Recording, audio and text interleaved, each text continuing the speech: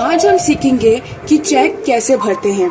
अब जिसके पास ये बैंक अकाउंट होता है उसके लिए चेक भरना बहुत ही अनिवार्य होता है, क्योंकि यही एक माध्यम होता है जिसके जरिए या तो आप अपने बैंक अकाउंट में से पैसे निकाल सकते हैं या किसी और के बैंक अकाउंट में पैसा जमा कर सकते हैं। ये जो आप देख रहे हैं ये एक चेक है और चेक भरना बहुत ही आसान होता है। सबसे पहली चीज चेक भरने में आपको तारीख लिखनी होती है।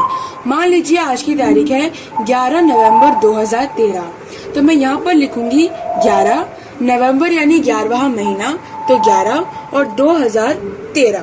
कोई भी जो चेक होता है वो केवल 3 महीनों के लिए वैलिड होता है, अर्थात 11 नवंबर, 11 दिसंबर और 11 जनवरी, मतलब 11 जनवरी 2014 तक ही ये जो चेक है इसका आप इस्तेमाल कर सकते हैं।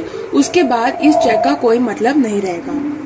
फिर पहली पंक्ति में जिसे भी आपको पैसे देने होते हैं आपको उसका नाम इस पंक्ति में लिखना होता है। और हाँ, पंक्ति में जहाँ ये पे लिखा है बस ठीक उसके बाद आपको नाम लिखना है। ये ध्यान रखिए कि यहाँ पर कोई भी जो भी जगह बची ना हो। मान लीजिए मेरा नाम राम है और मुझे श्याम को पैसे देने हैं, तो मैं यहाँ पर लिखूंगी श्याम।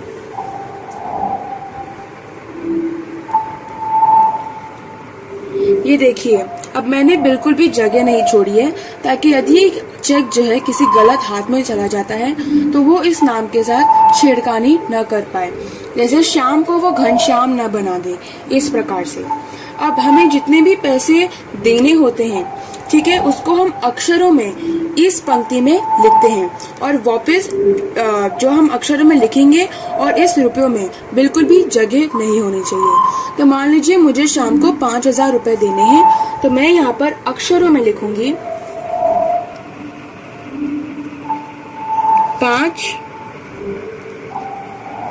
5000 रुपये।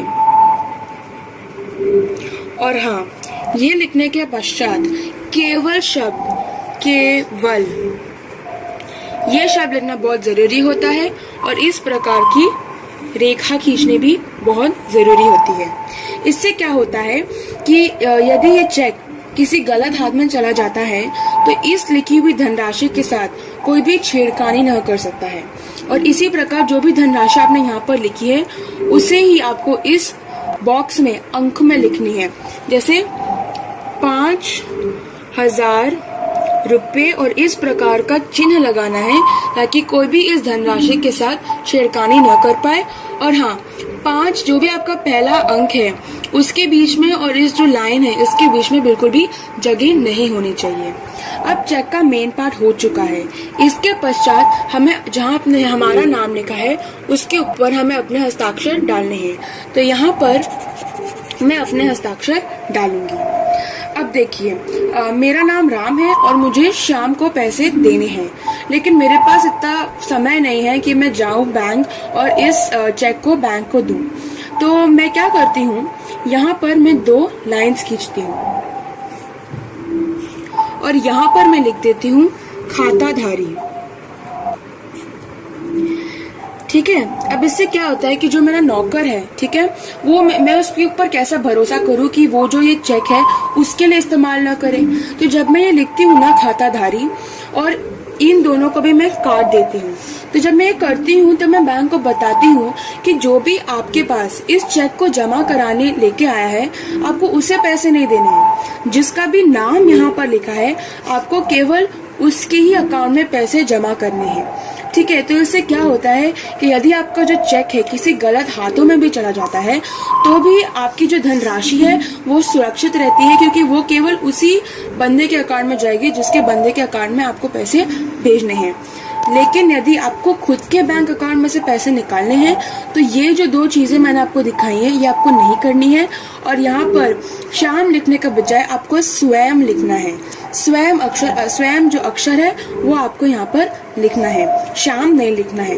बाकी धनराशि आपको जितनी निकालनी है आप उसी इसी प्रकार में लिखेंगे, केवल और रेखाओं के साथ, और यहाँ पर बिल्कुल जगह नहीं छोड़ेंगे। और इसी प्रकार में बॉक्स में अंक में आप अपनी धनराशि लिखेंगे और अपने हस्ताक्षर करेंगे। बस यहाँ पर स्वयं लिखेंगे। तो यदि आपको किसी और को पैसे देने हैं तो पहले आप आज की तारीख लिखेंगे, फिर जिसको भी आपको पैसे देने हैं उसका नाम लिखेंगे। फिर धनराशि को आप अक्षरों में लिखकर यहाँ केवल और रेखा बनाएंगे और यहाँ अंकों में लिखकर इस प्रकार का चिन्ह लगाएंगे। फिर आप यहाँ पर खाताधारी लिखेंगे ताकि ये चेक कोई और नहीं इस्तेमाल करे, और इन दोनों को काट देंगे। यदि आपको खुद के बैंक अकाउंट में से पैसे निकालने हैं तो आप यहाँ शाम की जगह स्वयं लिखेंगे और ये दो चीजें नहीं करेंगे। और हाँ, यदि कोई गलती हो जाती है आपके पूरे चेक में, मान लीजिए रुपए की जगह आपने डबल ए ये दो लगा दी है, फिर आप इसको ऐसे काट रहे हैं, तो आपको यहाँ पर एक गोला बनाकर अपने हस्ताक्षर वापस वहाँ पर करने होंगे। यदि कोई बड़ी गलती हो जाती है, जैसे आपने 5000 लिखना था लेकिन आपने 500 लिख दिया है, तो पूरा चेक आपको बदलना पड़ता है।